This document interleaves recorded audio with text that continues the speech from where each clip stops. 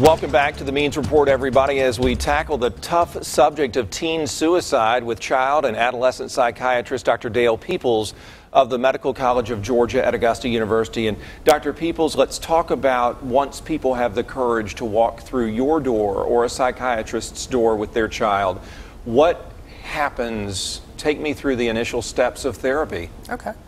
Yeah, so a first visit would tend to last about an hour, and a lot of times you're just reviewing background history. So, you're getting all that basic stuff, medicines, allergies, surgeries, any medical problems. You focus on that, and then you talk about what's been going on, what prompted the family to make the appointment. So that usually would run about 45 minutes, and then the final 15 minutes or so you'd take some time to discuss diagnosis, what you feel like might be going on here, prognosis, what a family could expect in terms of the course of the illness or treatment, and then treatment options. And hopefully you come to an agreement that satisfies everyone about a direction with treatment, whether it's medications or therapy. And you proceed from there. Then you'd follow up in a week or two usually and see how things are going. How long do they have to stay with you until they're better? Mm-hmm. So it kind of depends on what you select as far as a treatment goes. If you're talking about medications, usually you're going to see improvement about a month or two out. Are we talking about antidepressants primarily? Yes, sir, that's correct. All right. Yeah. If you're talking about talk therapy, like a cognitive behavioral therapy strategy, usually you'd start seeing treatment response in a similar ballpark, about 6 to 8 weeks. With cognitive behavioral therapy, you might look at about 15 sessions total. With medication management, kind of depends on how stable the individual's doing. If we're very worried about someone's safety, we're going to see them a lot more frequently. Definitely. But you might be checking in once every month or perhaps once every 3 months if you're just doing medication alone. What would you say on behalf of all psychiatrists to the frustrated parent who may be watching saying, listen, I love what this man's saying, but you'll never get through to my child? Mm-hmm. Well, you never know until you try. And a lot of kids at that first visit, they are a little hesitant, they are a little distrustful. You've got a stranger asking them intimate details of their life. A lot of kids, it's not that pleasant. But when kids start seeing that, these are people who care about me, these are people who are listening to my story, who care what I have to say. And when a kid starts seeing that things are improving, usually you see a big shift in attitude. When I think back to my high school days, I think about how important my peers were. And so I wanted to ask you if peers can be part of the treatment process, mm-hmm. either directly by sitting in your office with the patient or somehow indirectly, and how? Yeah. Well, kids can do a lot for one another, and I'd particularly encourage kids to be thoughtful about their interaction with everyone at school, and just creating a supportive, inclusive environment can go a long way in helping people out. Social support is extremely helpful, so making sure that you have friends that you can talk to, that's going to help with depression. Engaging in activities, having distractions to take things off your mind helps. So kids can help each other out that way just by being there, being active.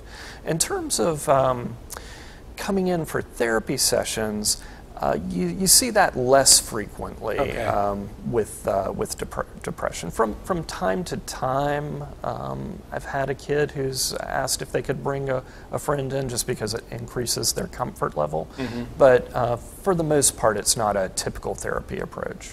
In our first segment, you mentioned, I think you said, the contagion mm-hmm. that can come with suicide. That is, that it sometimes spurs other people to commit suicide, copycats, if you will.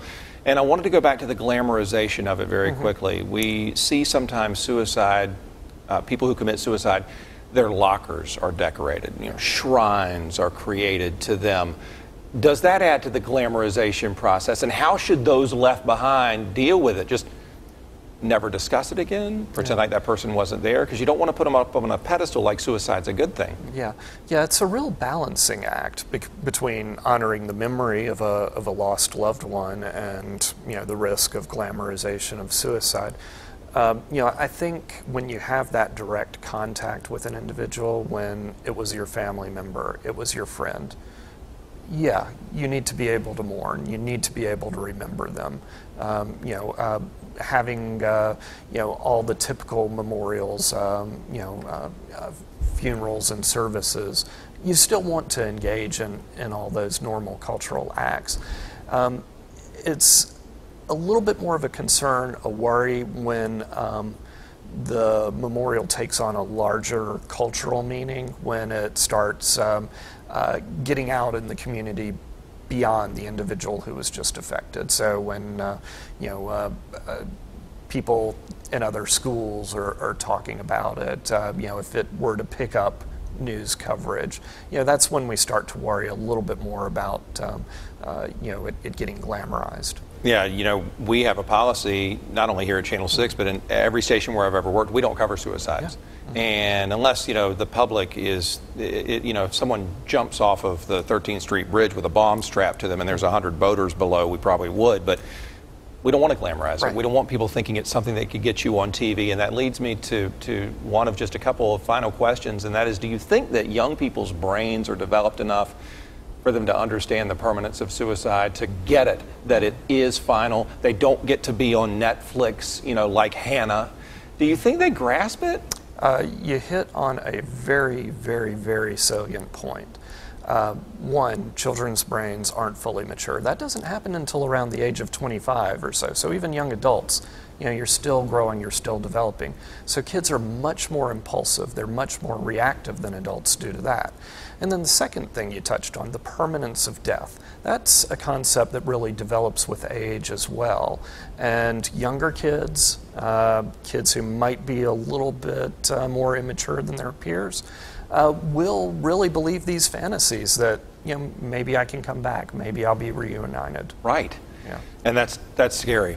My last question, how does it make you feel when you turn lives around? I know you've taken a child from the brink of suicide, the brink of total darkness, and seen them go back to their families as a bright child again. Your thoughts on how that must feel? Oh, yeah.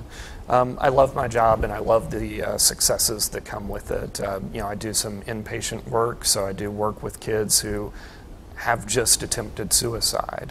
And, I've known kids over the years, and I've had a decade relationship with people who could have been lost. And, seeing them develop, seeing them grow, go off to college, enter relationships, it's beautiful, It is beautiful, and it's because of you and your peers in the field, and I thank you for that so much. Absolutely. Thank you. Yeah, anytime. Dr. Dale Peeples, a friend of the Means Report and a friend to you young people.